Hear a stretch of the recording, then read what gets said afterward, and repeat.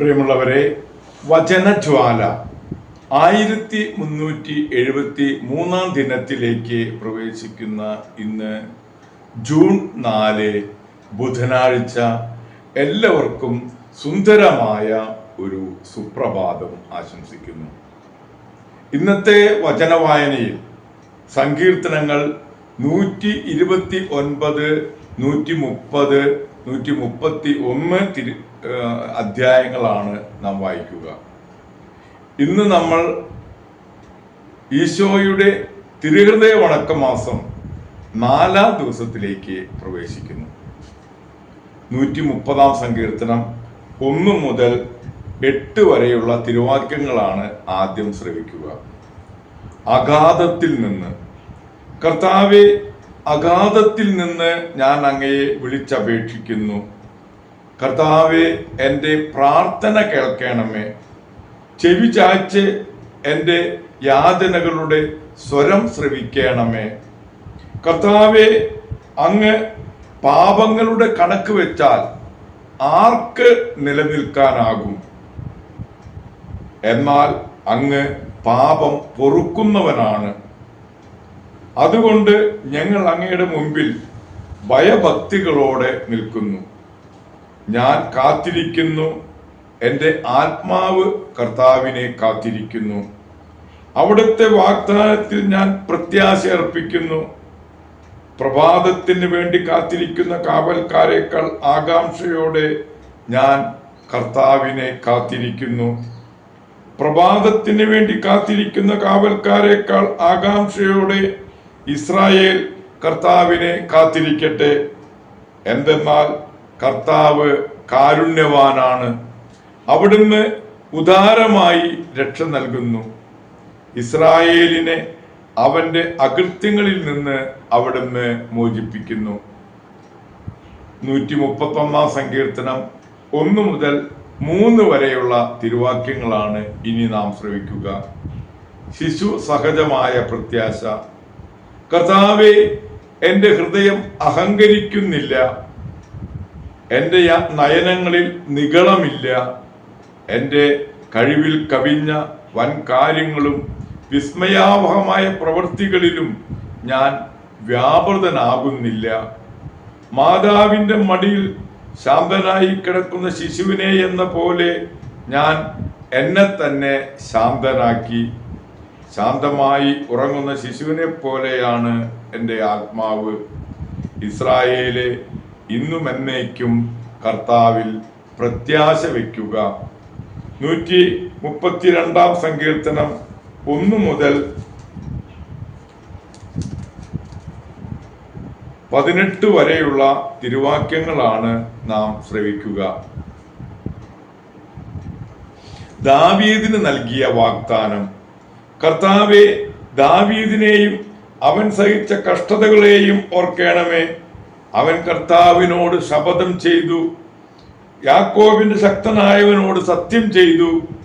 കർത്താവിനെ ഒരു സ്ഥലം, യാക്കോബിന്റെ ശക്തനായവനെ ഒരു വാസസ്ഥലം കണ്ടെത്തുന്നതുവരെ ഞാൻ വീട്ടിൽ പ്രവേശിക്കുകയോ കിടക്കയിൽ ശയിക്കുകയോ ഇല്ല. ഞാൻ എൻ്റെ കണ്ണുകൾക്ക് ഉറക്കമോ കൺപോളകൾക്ക് മയക്കമോ കൊടുക്കുകയില്ല. എഫ്രാത്തയിൽ വെച്ച് നാം അതിനെപ്പറ്റി കേട്ടു. യാറിലെ വയലുകളിൽ അതിനെ നാം കണ്ടെത്തി. നമുക്ക് അവിടുത്തെ വാസസ്ഥലത്തേക്ക് പോകാം, അവിടുത്തെ പാദപീഠത്തിങ്കൽ ആരാധിക്കാം. കർത്താവ് എഴുന്നേറ്റ് അവിടുത്തെ ശക്തിയുടെ പേടകത്തോടൊപ്പം അങ്ങയുടെ വിശ്രമ സ്ഥലത്തേക്ക് വരയണമേ. അങ്ങയുടെ പുരോഹിതന്മാർ നീതി ധരിക്കുകയും അങ്ങയുടെ വിശുദ്ധർ ആനന്ദിച്ചാർപ്പ് വിളിക്കുകയും ചെയ്യട്ടെ. അങ്ങയുടെ ദാസനായ ദാവീദിനെ പ്രതി അങ്ങയുടെ അഭിഷിക്തനെ തിരസ്കരിക്കരുതേ. ദാവീദിനോട് കർത്താവ് ഒരു ശപഥം ചെയ്തു, അവിടുന്ന് പിന്മാറുകയില്ല. നിന്റെ മക്കളിൽ ഒരുവനെ നിന്റെ സിംഹാസനത്തിൽ ഞാൻ ഉപവിഷ്ടനാക്കും. എൻ്റെ ഉടമ്പടിയും ഞാൻ നൽകുന്ന കൽപ്പനകളും നിന്റെ മക്കൾ അനുസരിച്ചാൽ അവരുടെ മക്കൾ എന്നേക്കും നിന്റെ സിംഹാസനത്തിൽ വാഴും. എന്തെന്നാൽ കർത്താവ് സിയോനെ തെരഞ്ഞെടുത്തു, അതിനെ തന്റെ വാസസ്ഥലമാക്കാൻ അവിടുന്ന് ആഗ്രഹിച്ചു. ഇതാണ് എന്നേക്കും എൻ്റെ വിശ്രമസ്ഥലം. ഞാൻ എവിടെ വസിക്കും? എന്തെന്നാൽ ഞാൻ അത് ആഗ്രഹിച്ചു. അവൾക്ക് വേണ്ടതെല്ലാം ഞാൻ സമൃദ്ധമായി നൽകും. ഞാൻ അവളുടെ ദരിദ്രരെ ആഹാരം നൽകി സംതൃപ്തരാക്കും. അവളുടെ പുരോഹിതന്മാരെ ഞാൻ രക്ഷയണിയിക്കും. അവളുടെ വിശുദ്ധർ ആനന്ദിച്ച് ആർപ്പ് വിളിക്കും. അവിടെ ഞാൻ ദാവീദിനായി ഒരു കൊമ്പ് മുളപ്പിക്കും. എൻ്റെ അഭിഷിക്തന് വേണ്ടി ഞാനൊരു ദീപം ഒരുക്കിയിട്ടുണ്ട്. അവന്റെ ശത്രുക്കളെ ഞാൻ ലജ്ജ ഉടുപ്പിക്കും. എന്നാൽ അവന്റെ കിരീടം അവന്റെ മേൽ ദീപ്തി ചൊരിയും. ദൈവത്തിന്റെ തിരുവചനമാണ് നാം ശ്രവിച്ചത്. പ്രിയമുള്ളവരെ, ആഗോള കത്തോലിക്ക സഭയിൽ ഇന്ന് വിശുദ്ധ ഫ്രാൻസിസ് കരാച്ചിയോളയെ അനുസ്മരിക്കുന്ന ദിവസമാണ്. മാമോദീസ പേര് അസ്കാനിയ. ചെറുപ്പത്തിൽ കുഷ്ഠരോഗമുണ്ടായെന്നും ദൈവസേവനത്തിന് ജീവിതം നേർന്നപ്പോൾ രോഗം മാറിയതുമായി പറയപ്പെടുന്നു. വായനയായിരുന്നു ഹോബി. പ്രാർത്ഥന, വിശുദ്ധ കുർബാനയുടെ സന്ദർശനം, രോഗി ശുശ്രൂഷ എന്നിവയിലും മുഴകി. തുടർന്ന് സൈനിക കൊലപ്പുള്ളികളെ നന്മരണത്തിന് ഒരുക്കുന്ന സഭയിൽ ചേർന്നു. അടുത്ത വർഷം മൈനർ ക്ലർക്ക് റെഗുലർ എന്ന ഒരു സന്യാസ സഭ സ്ഥാപിച്ചു. ഉപവാസം, ചമ്മട്ടിയടി, രോമച്ചട്ട, വിശുദ്ധ കുർബാനയുടെ ആരാധന തുടങ്ങിയ പ്രായശ്ചിത്ത പ്രവൃത്തികൾ ദിനംപ്രതി അനുഷ്ഠിച്ചു പോന്നു.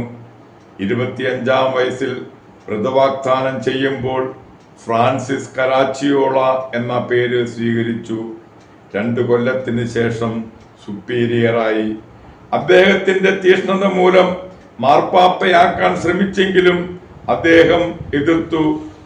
44-ാം വയസ്സിൽ പനി മൂലം പരലോക പ്രാപ്തനായി.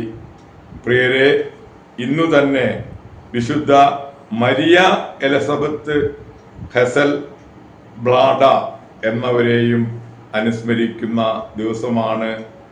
ഈ 2 വിശുദ്ധരുടെയും മാധ്യസ്ഥം യാചിച്ച് ഇന്നത്തെ ഈ നല്ല ദിവസത്തിലേക്ക് നമുക്ക് പ്രവേശിക്കാം. എല്ലാവർക്കും നല്ല ഒരു ബുധനാഴ്ച ദിവസം ആശംസിക്കുന്നു. ദൈവം നമ്മെ ഓരോരുത്തരെയും സമൃദ്ധമായി അനുഗ്രഹിക്കട്ടെ.